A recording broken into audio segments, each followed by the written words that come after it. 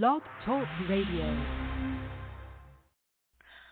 Hi, this is Connie McDermott, Administrative Assistant for Franchise Interviews, LLC, and you're listening to Franchise Interviews. Franchise Interviews. From Easton, Pennsylvania to Sydney, Australia, you're listening to Franchise Interviews. Franchise Interviews. Hi, everyone, and welcome back to Franchise Interviews, where for over 4 years we've been asking the entrepreneurs to own one. I'm your host, Marty McDermott, with my co-host, Don Johnson. And if you've ever dreamed of owning your own business, then you've come to the right place.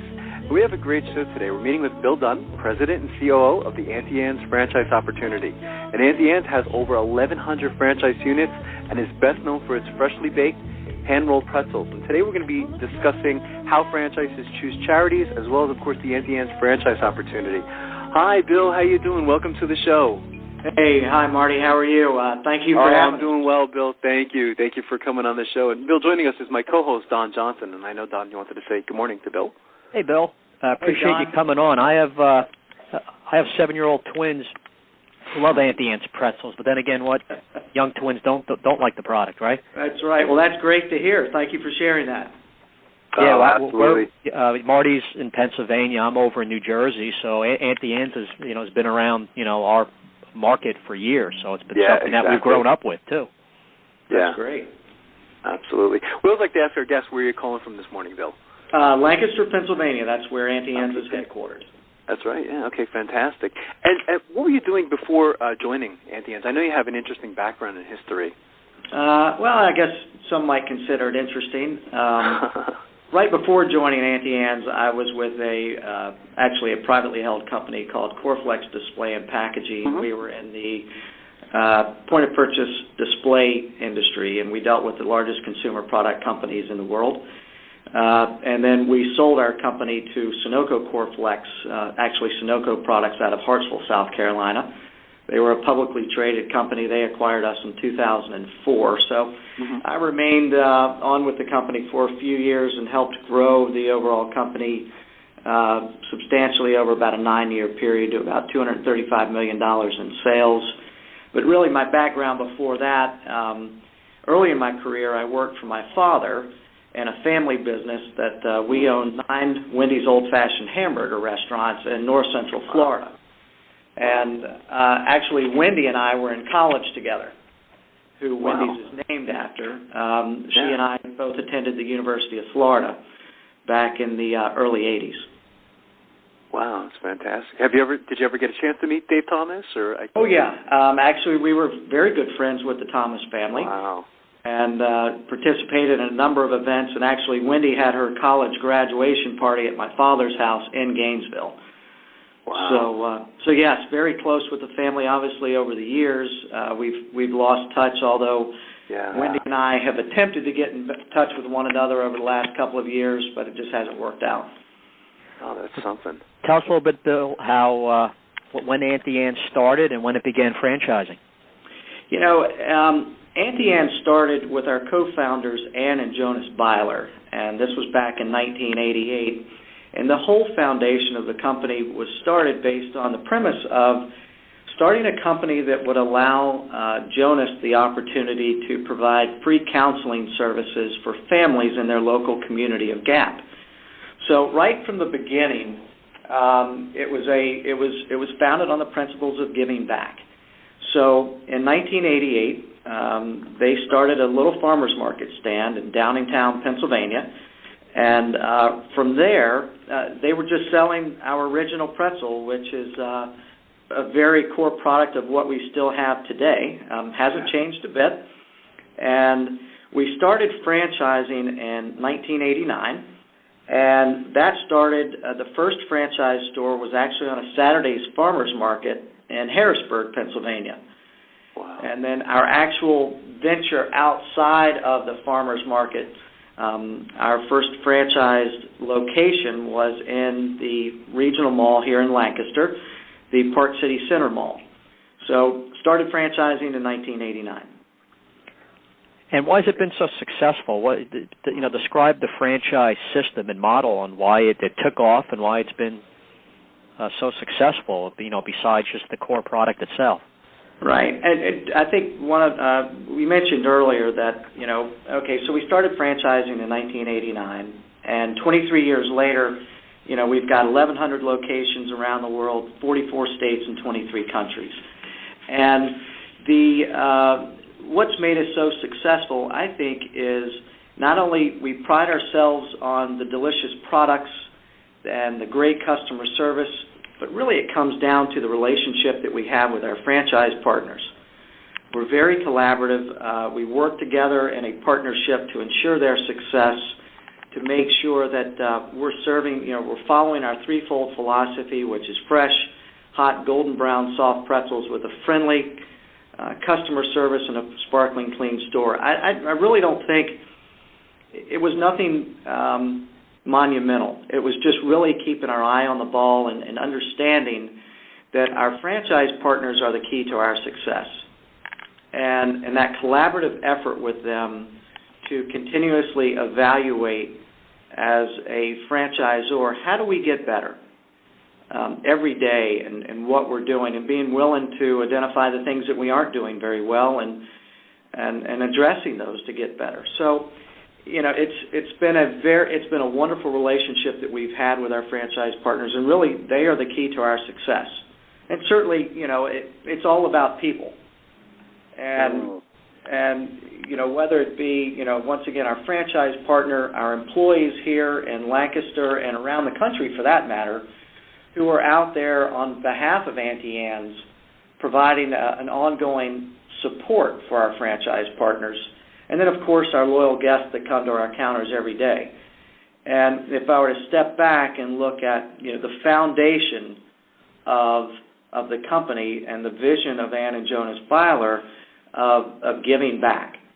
So I think all of those coming together and not losing a focus on the values and the culture that we've established over the 23 years of giving back and focusing on people has been instrumental in our ongoing success over these 23 years. I'm working on my dissertation, Bill, and I've come across a lot of different definitions on franchising, and one of my favorite is there's a great source out there that defines franchising as a relationship, and I always thought that was one of the best definitions that I've come across, and I've looked at about 100 of them, so it's great to see that, that is so important to Auntie Anne's. We learned recently that Auntie Anne's recently partnered with Alex's Lemonade Stand Foundation, and maybe you could tell our listeners what is ALSF and why did Auntie Anne's decide to make its national charitable partner? Well, I think that if I could, the relationship component that you just mentioned, I think that's pretty much the core of whether it be an individual success or a corporation success.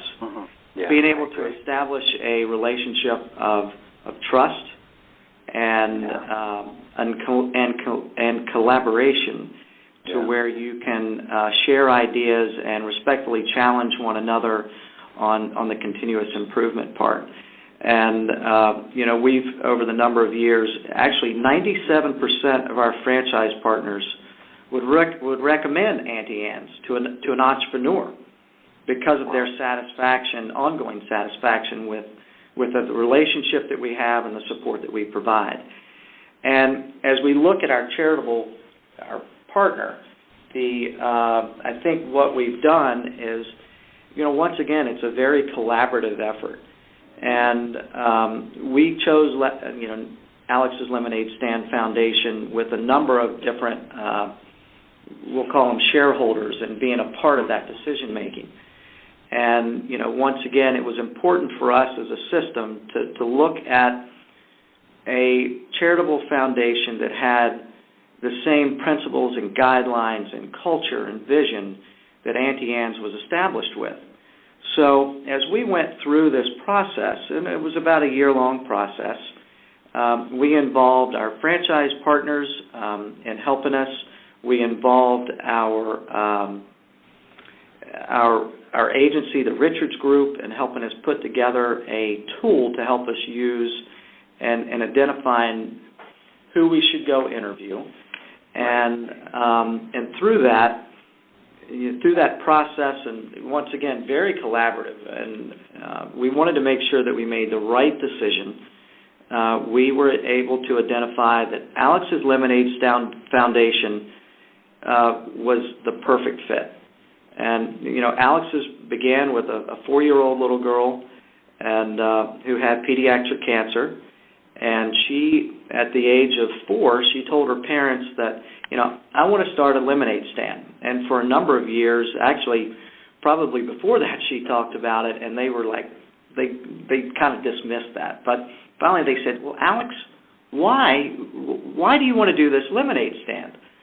And her comment was, I want to be able to raise money that I can give to the doctors to help them find a cure.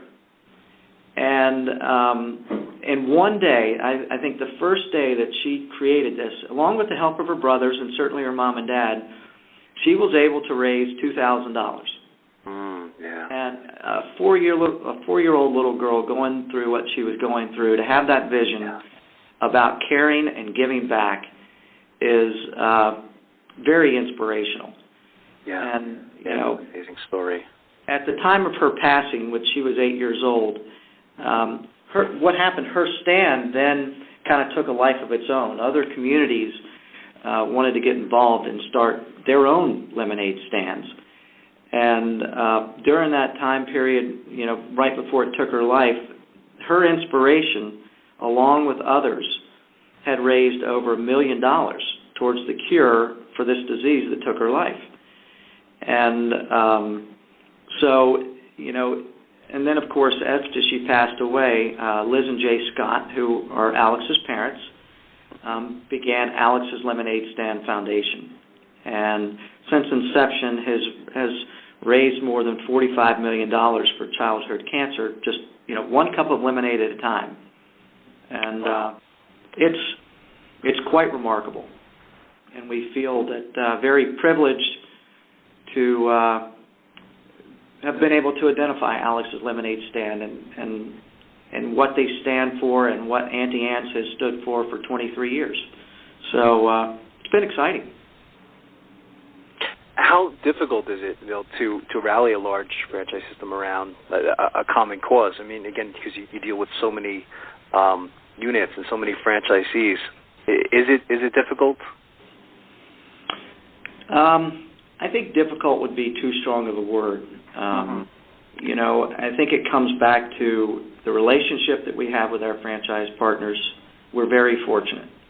And, once again, it's our collaboration with them, and they're side by side with us as we go through this decision-making process.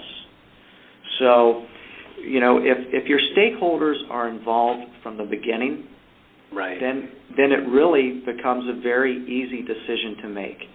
And, we did surveys with our franchise partners, once again, utilizing our agency, the Richards Group, who, understands our brand and what other, certainly Alex's Lemonade Stand Foundation is a brand, and how they complement one another.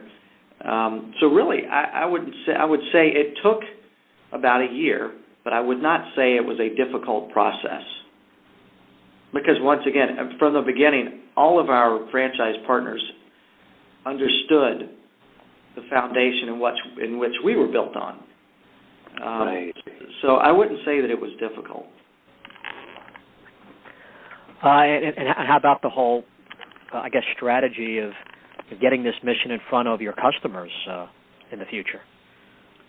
Well, as we're going through the process of this collaboration and identifying the right charitable partner to go forward with, to get it out in front of everybody, with the help of TRG and the presence and look that we've got 1,100 stores around the world, we'll say 50 to 900 domestically. It gives us a great vehicle to get it out in front of our guests who may or may not be familiar with Alex's Lemonade Stand. And, through the local presence, and certainly a fair amount of this money stays locally. So it helps our franchise partners in their community involvement in being able to generate a vehicle for charitable giving that's going to help not only nationally but in their local area. So I'm not sure if I really answered your. Did I answer your question there? Yeah, definitely. Okay. So what advice, Bill, would you give? If I could say, I'm sorry to interrupt. Go ahead. One other thing. Certainly, the core guest that comes to our counters are moms with children, and so certainly pediatric cancer and that charitable giving resonates with our core customer. So there's a kind of a natural coming together of something that's meaningful for certainly all of our guests that come to our counters, but the majority of the folks that come to our counters are moms with children. So it really resonates with our target consumer. Yeah, no, it does. It makes sense. What advice would you give, Bill, to other companies or other franchises that are looking to form a charitable partner? I mean, what have you learned from this whole process?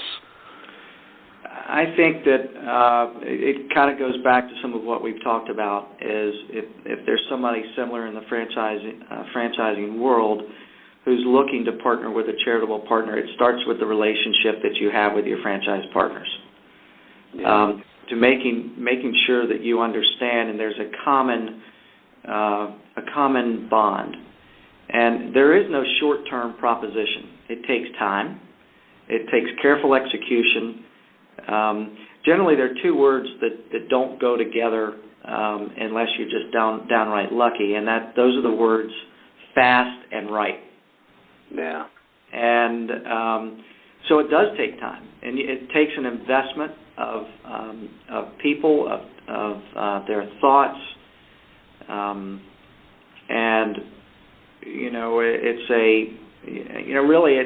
it's just something that you have to believe in. It has to be at the core of your soul, the importance to partner with the right organization, that when you bring, two strong brands together, that everyone benefits. So, once again, cause marketing is not a short-term proposition. It's a journey. It's not a destination. Destinations begin and end, but a journey of giving is something that lasts forever. And you want to make sure that you make the right decisions at the right time. Wow, it's well said, isn't it, Don? Yeah, no doubt. Makes a lot of sense.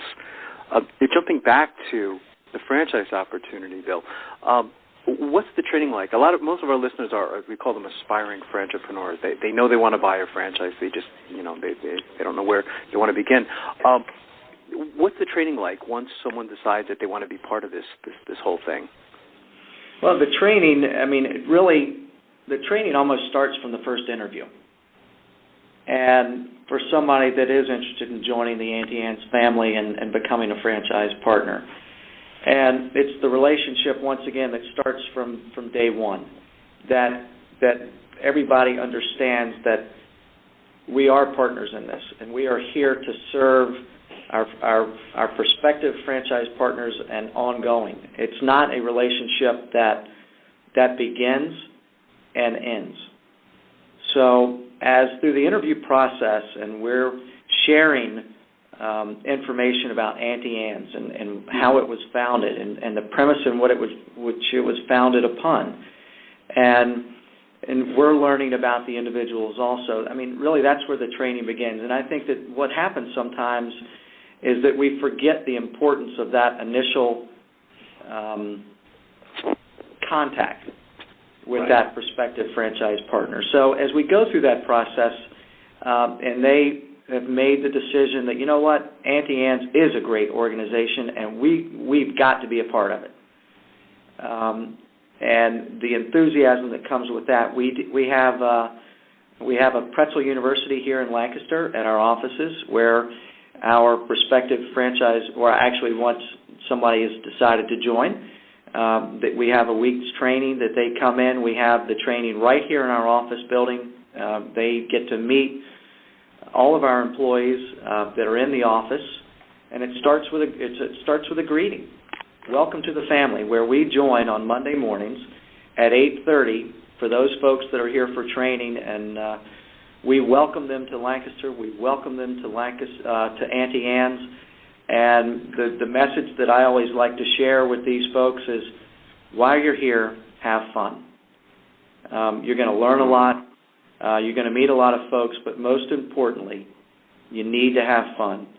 And enjoy your time while you're here, and with the understanding that as you're learning everything from how to properly mix the ingredients for the dough to the customer service component, have fun while you're doing it, because that will resonate with the guest that comes to the counter, to provide them the best experience, and that makes that guest want to come back. Because I'm not in the stores every day. Really, the face of Auntie Anne's are our franchise partners and their crews that are in the store interacting with our guests every day.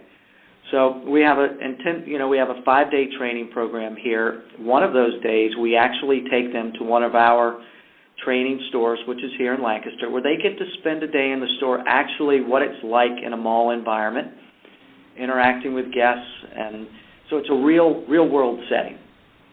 And then as they go out, once, especially for a new franchise partner, we actually have a trainer that will go to the store for the opening, to spend time with them and work with their crews to help them provide that threefold philosophy of Auntie Anne's. And but it doesn't stop. Then we have the folks that are in the field that are traveling around, spending time with our franchise partners and helping them analyze their business, help them perfect their inventory controls. So we have a number of different tools that we provide ongoing, and the service that we're committed to providing that I think is important, and it's been instrumental in our success over the 23 years at Auntie Anne's.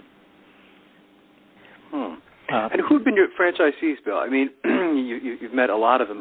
What were they doing prior to becoming a franchisee? Has it been a diverse background, or how would you describe that? I would think, Marty, it's been very diverse. Mm-hmm. And we have some that have, because we're 23 years old, we've got some folks that started in the system, right out of school. Wow. That really learned business as they were operating a store. Then we have very sophisticated, experienced business folks who some have been in a franchisee-franchisor relationship, others haven't. They've come from the corporate world, where, certainly over the last, say 3 or 4 years, there's been a change in the dynamics of our working environment. And there are folks out there that are looking for opportunities to invest money in their own business that have come from the corporate world. So this would be their first venture into owning their own business. And the franchising concept gives them all of the tools to help them be successful. So they're not having to recreate the wheel, and the ongoing support that we provide. And then once again, we've got others out there that may have an interest in more than one franchise concept who have the experience. So it's a very diverse group. There's no cookie cutter franchise partner. Very diverse. Yeah, and I think that adds to the franchise too, Bill, doesn't it? It's having that diversity, especially at the number you guys are at now. I think it's probably certainly added to the character and the personality of Auntie Anne's as well. Very much so. Has Auntie Anne's ever considered, or maybe it's something you've done with strategy, with co-branding with other concepts? Is that ever something that's maybe in your plans or something you've been doing? Yes, it has been something that we have done. and we continue to do. We have a number of co-branded stores throughout the country, and so, depending on the venue, the part of the country, that co-brand may be different. Certain brands have certain strengths in their area of the country that they may not have in other parts. So you have to be very diligent in your analysis and your overview of really who is the right co-brand partner given the environment that you're in, and also looking at what kind of culture is there, and is that a fit, or does it potentially pose a challenge? And I think, so yes, Don, we do have a number of co-brand, and we continue to look for opportunities. And Marty, back to your point, has the diversity within our franchise community helped us? You bet. What that's enabled us to do is when you have a diverse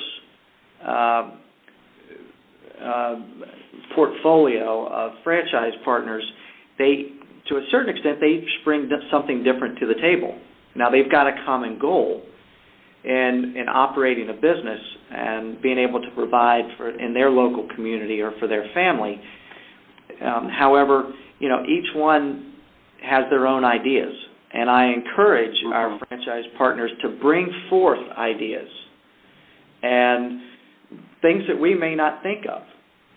So it's that, once again, it comes back to the relationship, the collaborative environment that we encourage and foster that allow us to bring out new and better things rather than having them feel as though we have all the answers.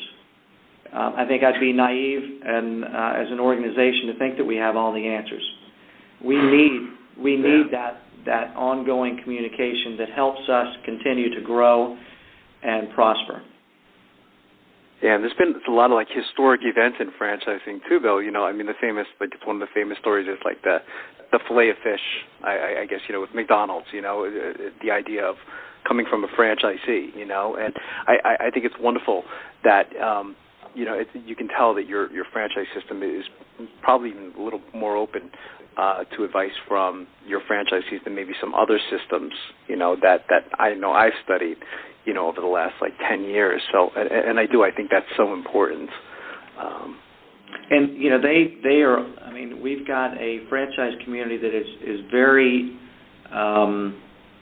proactive, and sharing what they are hearing from their guests that are coming to the counters that they would like. Or, one of our products was actually brought to us from one of our franchise partners, and that was our pretzel dog, which has been an outstanding addition to our menu that was brought to us by a franchise partner. So as much, we want to make sure that they are, we have our food science and technology people here along with our R&D department, but we certainly look forward to our franchise partners bringing us ideas here at Auntie Anne's that we can then, from an operational standpoint, make sure that we can address any of the operational issues that give us the opportunity to test the product, and to make sure that that all the food safety guidelines are being met. To make sure that we're protecting not only the integrity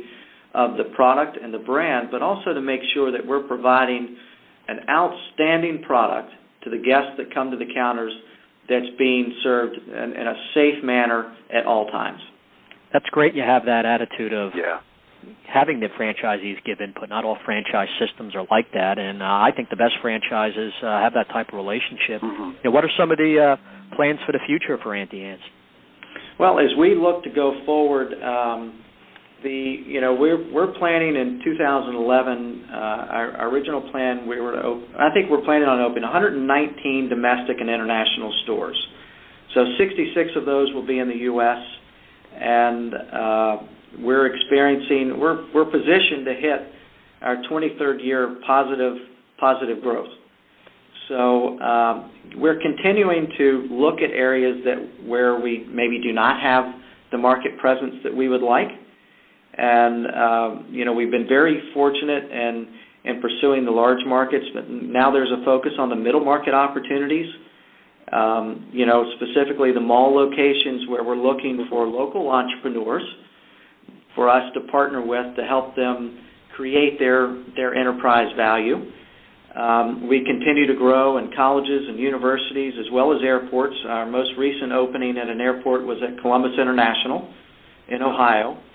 And certainly looking at the urban development opportunities where you have highly populated cities or metro areas where malls don't exist, where you have a high level of foot traffic, and then how do we evaluate our business to make sure that that model fits within a storefront. So I like to make sure that we're continuing to keep our eye on the ball as it stands right now, but at the same time have the discipline to be a visionary, 2, 3, 5 years out, and seeing what trends are out there, what market conditions are changing or have changed that create opportunities. So I'm really excited about the future. I think there are a number of opportunities that are ahead of us that, if I were to think back 23 years ago when Ann and Jonas started the company and where it is today, it's amazing. And I still think that there are amazing things ahead for Auntie Anne's and our franchise partners, and I'm committed to focusing on that and providing everybody opportunities going forward. Fantastic. What's the best way, Bill, for our listeners to get more information on becoming a franchisee? Is there any websites they can go to, any numbers they should call? Yes, there are. We certainly have our website, auntie.annes.com. Okay. And there's a number of information on there, and certainly you can go do some research. I think they'll be very impressed with what they have to see, and don't hesitate to reach out. We'd be more than happy to answer questions and provide information. That's fantastic. I want to thank you again, Bill. You've been a fantastic guest, and again, Don and I are both fans of the product, so you're doing a great job. Thank you so much. Hope you all have a great day, and thank you for taking an interest in Auntie Anne's and Alex's Lemonade Stand Foundation. Oh, thank you so much, Bill. You have a great day today. Bye. So long, Bill. Good job.